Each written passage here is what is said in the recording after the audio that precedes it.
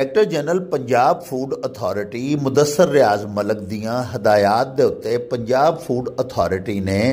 मुजरे सेहत अशियाए खोरोनोश तैयार करने वाले सनती यूनिटां के खिलाफ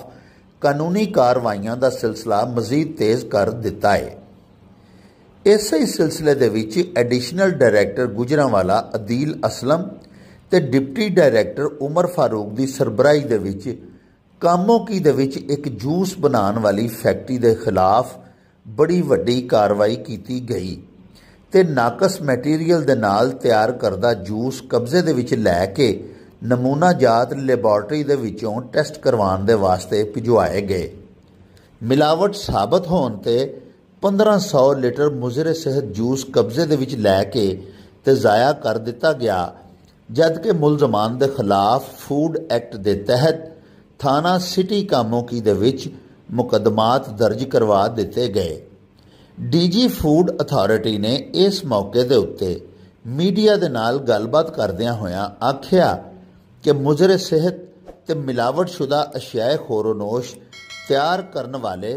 उन्हां दे रेडार दे उत्ते ने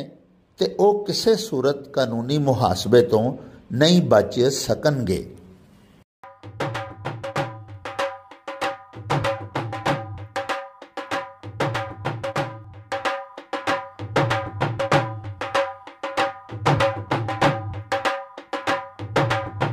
रौनक हो जाऊं चट वे चल मेले नू चलिए, ओ रौनक हो जाऊं चट वे चल मेले नू चलिए,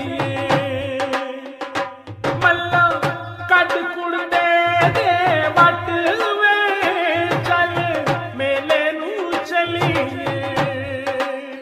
हाय चल